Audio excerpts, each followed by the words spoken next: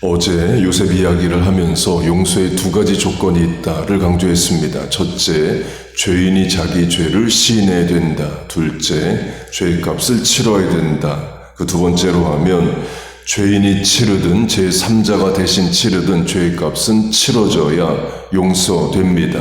우리가 하나님 앞에 지은 죄의 값도 예수님이 대신 치르셔서 용서를 받은 겁니다.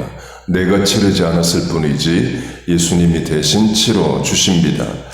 그러면서 요셉의 형들의 죄 문제를 말씀드렸습니다. 첫째, 죄인이 죄를 용서한다고 하면 요셉의 형들이 자기 죄를 실토합니다. 그러면 죄의 값을 치렀느냐 이에요. 물론 요셉이 용서해 주므로 형들은 죄의 값을 치르지 않습니다. 요셉이 대신 치러줬다, 탕감, forgiveness를 해줬다 라고 말할 수 있습니다.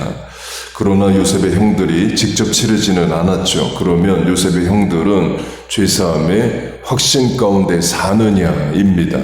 못 삽니다. 근거는 아버지 야곱이 죽자 형들이 요셉을 찾아와서 아버지의 유언이라고 말하면서 우리를 용서해달라를 비는 데서 나옵니다. 요셉은 이미 용서했는데 형들은 죄사함의 확신을 얻지 못합니다. 본인들이 죄값을 치르지 않아서 그래요. 집행유예 상태로 생각을 한 겁니다. 아버지 죽으면 요셉이 마음을 바꿔서 복수할 거다라고 생각을 한 겁니다. 또 그게 죄의 무서움이기도 합니다. 죄를 용서해줘도 죄사함의 확신을 갖지 못하는 그런 것도 죄가 가지고 오는 결과입니다. 창세기를 보면 야곱이 죽기 전에 요셉을 만나서 충분히 대화합니다. 요셉의 두 아들 축복기도까지 다 해줘요. 그리고 바로 죽는 것도 아니고 조금 지나서 죽습니다. 그때 야곱이 요셉에게 형들을 용서하라는 말은 성경에 없습니다. 아마 이미 용서했다고 생각을 했을 겁니다. 이유는 그 세월이 17년이 넘습니다. 요셉이 형들을 다시 만난 것이 이미 오래된 이야기라는 거예요. 야곱이 요셉이 사는 이집트로 간 나이가 130세입니다. 그리고 죽는 나이가 147세입니다. 17년 이집트에 살아요. 곧 요셉과 형들이 17년 삽니다. 그 요셉이 형들을 용서한 것이 이미 오래전 일이라 생각을 야곱은 했을 겁니다. 그런데 야곱이 죽자 형들이 찾아와서 아버지의 유언이라고 말하면서 우리를 용서해달라를 말합니다. 성경학자들은 형들이 살기 위해 꾸며낸 말 쪽으로 해석을 합니다. 또 다른 근거는 요셉이 형들의 말을 듣고 울어요. 좋아서 우는 게 아니죠. 요셉이 형들 앞에서 두 번 웁니다. 처음 형들을 만났을 때 자신을 감추고 다시 만났을 때 드러나면서 크게 웁니다. 그리고 17년 또는 그 이상의 세월이 지난 후 아버지 죽은 뒤에 형들이 다시 찾아와서 말을 했을 때 요셉은 두 번째로 다시 울어요. 어떤 울음일까요? 여러 의미가 있을 수 있습니다. 그중 하나는 자신이 진정으로 베푼 용서를 확신하지 못하고 있다는 것에 대한 안타까운 마음으로 울었을 수 있습니다. 형들이 그렇게 아버지의 유언 핑계 삼아 용서해달라 말을 한 뒤에 형들이 또 이렇게 말합니다. 형들이 요셉의 앞에 엎드려 이르되 우리는 당신의 종들이니이다. 아버지 핑계론 약했다고 생각했는지 아예 엎드리고 우리 남은 인생 요셉의 종으로 살 테니까 복수하지 말아달라를 간구합니다. 요셉이 당신과 자녀들을 죽이지 않겠다는 뜻으로 당신들과 당신들의 자녀를 기르리이다 하고 그들을 간곡한 말로 위로하더라. 절대로 복수 안 할 테니까 걱정하지 말라. 간곡히 위로를 합니다. 강조점은 분명 요셉은 용서해 줬습니다. 그러나 본인들 생각에 죄값을 받지 않았다 생각한 요셉의 형들은 죄사함의 확신이 없이 하루하루를 살아갑니다. 그게 아버지 죽자 요셉이 돌변하여 복수할까를 걱정하는 데서 드러납니다. 탕자도 그럴 수 있습니다. 탕자가 돌아왔을 때에 자기 죄를 시인합니다. 하늘과 아버지께 죄를 지었다. 혼잣말로도 했고 아버지 앞에 와서도 합니다. 아마 탕자가 여러 번 연습했을 겁니다. 아버지 앞에 가서 무슨 말 먼저 할까? 이렇게 말하면 될까? 연습을 했겠죠. 그리고 탕자가 예상했던 것은 일정 부분 죄값을 치르는 겁니다. 탕자 본인도 치르겠다고 말합니다. 종의 하나로 여겨주소서. 과수원 농장에 가서 종처럼 일하겠다. 그래야 자기 마음 편하다. 이런 생각도 했을 겁니다. 탕자의 형도 그런 차원의 말을 합니다. 죄값도 안 치렀는데 바로 아들의 지위를 회복하고 잔치까지 베풀어주면 어떻게 하느냐. 야단이라도 제대로 쳤냐. 이런 심정이 형에게 있겠죠.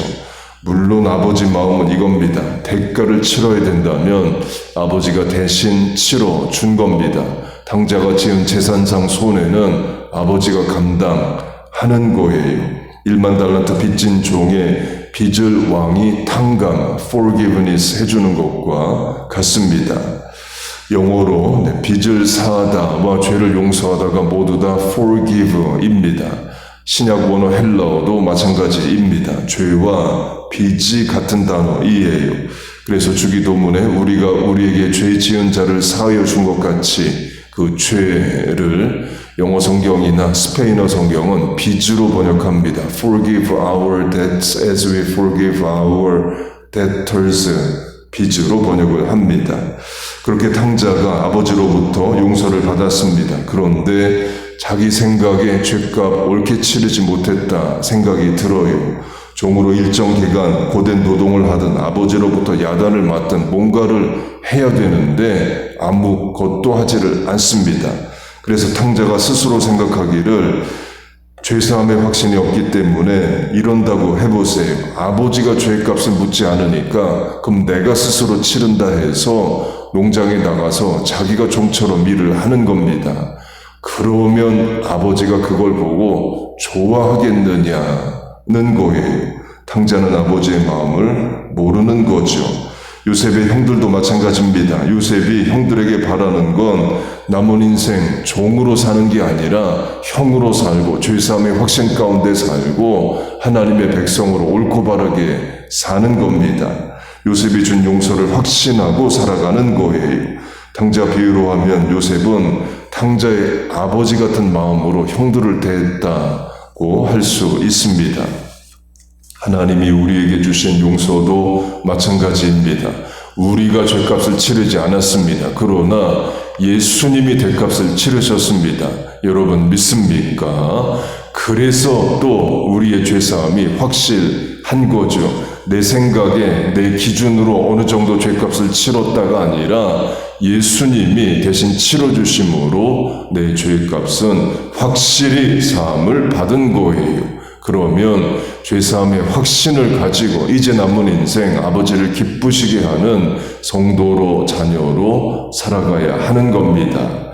이는 세상도 마찬가지입니다. 사장과 직원이 회식을 했습니다. 사장이 이건 개인적으로 내가 산다, 격려한다 해서 음식값을 다 지불을 했습니다. 그런데 어느 사원이 아니다, 내가 먹은 밥값은 내가 치르겠다 해서 자기 밥값 따로 낸다면 그건 사장의 호의를 무시하는 거죠.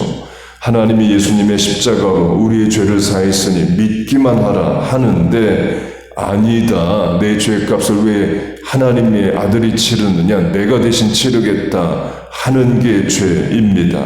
탕자처럼 요셉의 형처럼 종으로 살겠다, 내가 죄값 치르겠다 이러면 안 된다는 거예요. 또는 선행으로 공로로 양심으로 착한 일에서 죄사함을 얻겠다, 이것도 안 됩니다. 하나님이 바라시는 일이 아니에요. 그래서 착한 사람이 지옥 가는 일이 일어나는 겁니다. 십자가 거부해서 그래요. 예수님 필요 없다 말해서 그렇습니다. 예수님이 정하신 죄사함의 방법은 십자가입니다. 대속, redemption, atonement, the innocent third party's death.